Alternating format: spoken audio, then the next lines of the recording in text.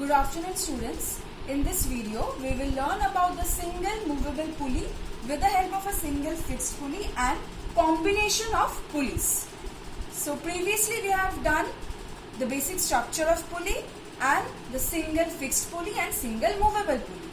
Now what is the single movable pulley with the help of the single fixed pulley? See, in this case this is the movable pulley because one end of the string of the attached to the pulley is attached normally with a hook to the support.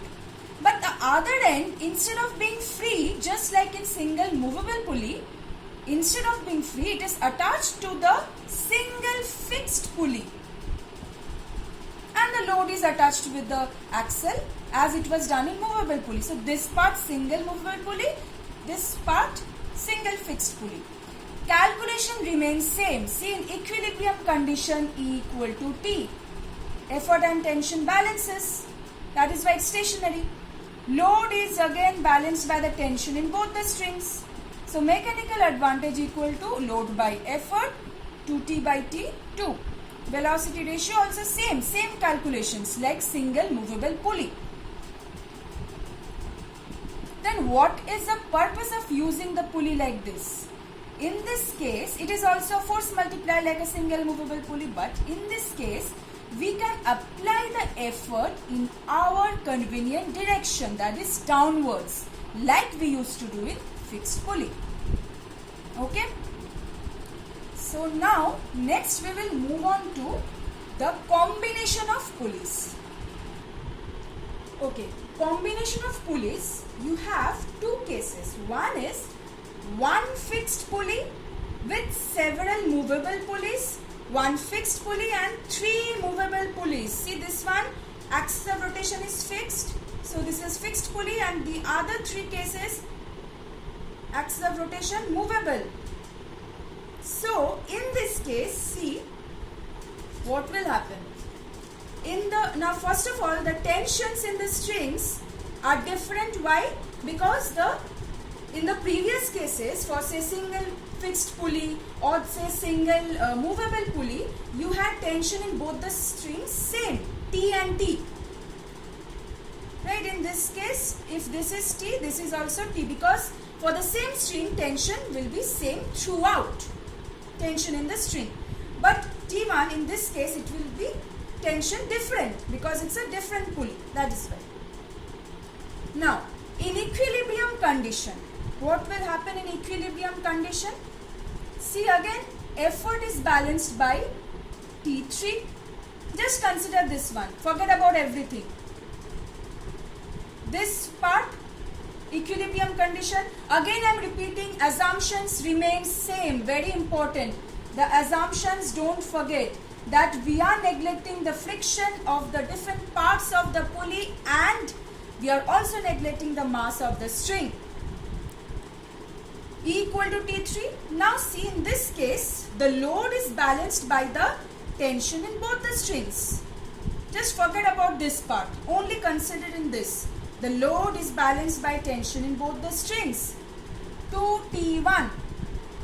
Now tell me, this tension, now focus on this part. Can I write T1 equal to 2T2?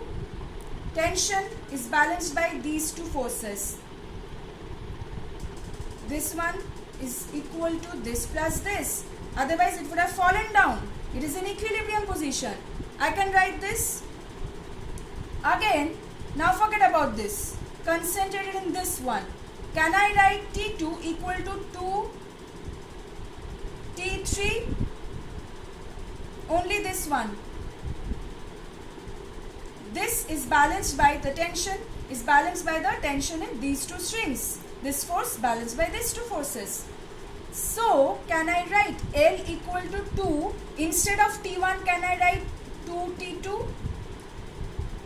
Instead of T2, can I write 2T3? So, what am I getting? 8T3. So, basically L equal to, can I write 2?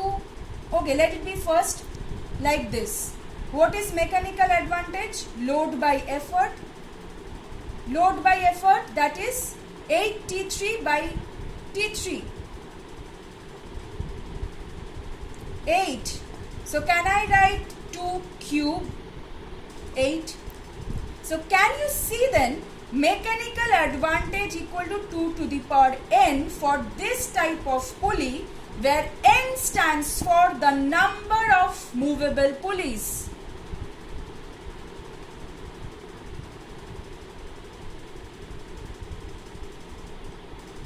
How will we calculate the velocity ratio? The same thing. If load moves up by d distance upward, these two will move d each. So ultimately the effort here moves by 2d. This one 4d. This one 8d. So ultimately velocity ratio equal to dE by dl. So if I assume dl is equal to small d, we are getting dE as 8d. So again 8, that is 2 cube. So basically velocity ratio is also 2 to the power n. What is the efficiency again? Mechanical advantage by velocity ratio. I am just writing here, okay. Mechanical advantage by velocity ratio, efficiency equal to, that is equal to 2 to the power n by 2 to the power n, equal to 1 or 100% for ideal pulley. Again, okay. Now another set of combination of pulleys is the block and tackle system. What does it mean?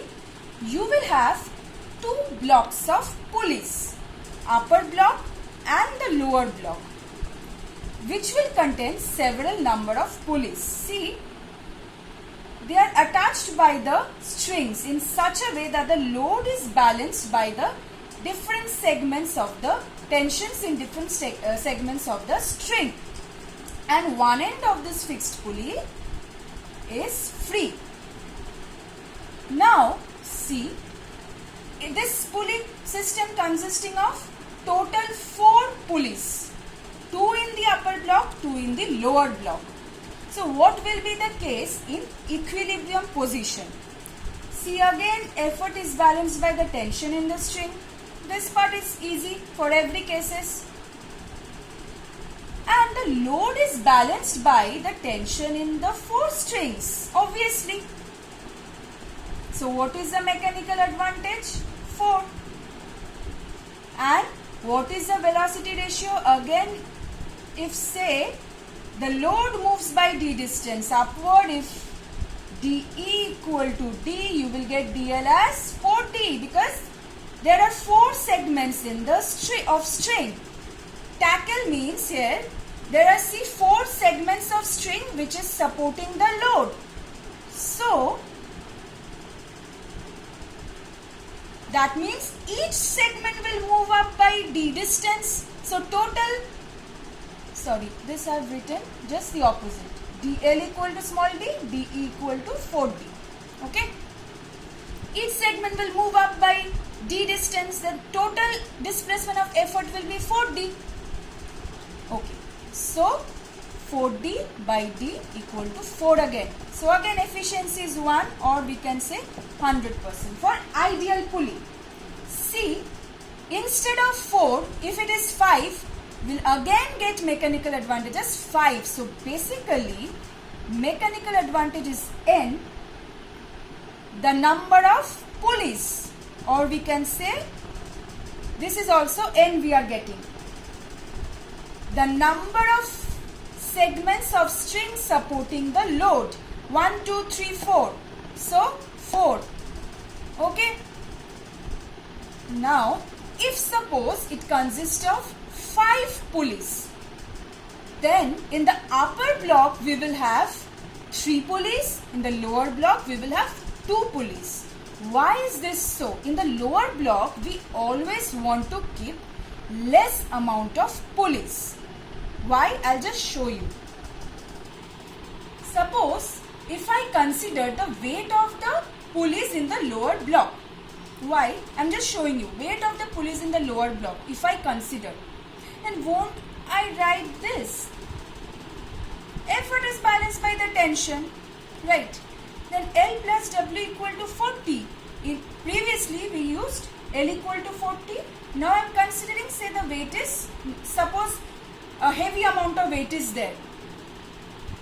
Now the load is equal to 40 minus W. From this we can write C, mechanical advantage is load by effort, 40 minus W by T. So can I write 4 minus W by T?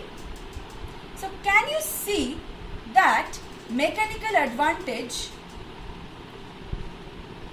will be less if W is more.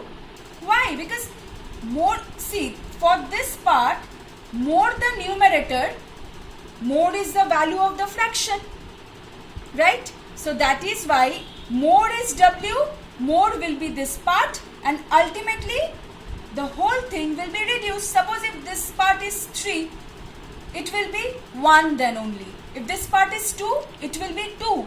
So how we want to reduce this part? We are subtracting this, so we want to reduce this part. Less is this part, more will be the mechanical advantage. How can this be less? By making the numerator less. And we can make numerator less, that is W less, by making the weight of the pulleys in the lower section less. So we use, say we have 5 pulleys, then 3 pulleys in the upper block, 2 pulleys in the lower block. Okay. So we have covered all this from the chapter. You get questions related to the diagrams. Okay. Fixed, movable, then you have to show the direction of the tension in the string, how the load is acting, effort is acting, then combination of pulleys also. You get numericals from these portions like related to mechanical advantage. You have to find the velocity ratio. So basically if you just remember the basic things of machines, it will be easier for you to recollect everything. And everything which we have covered, this all comes under the simple pulleys. Compound pulleys are not included in your syllabus. Okay, so that's all for the pulleys theory portion. We will do the numericals in the next session.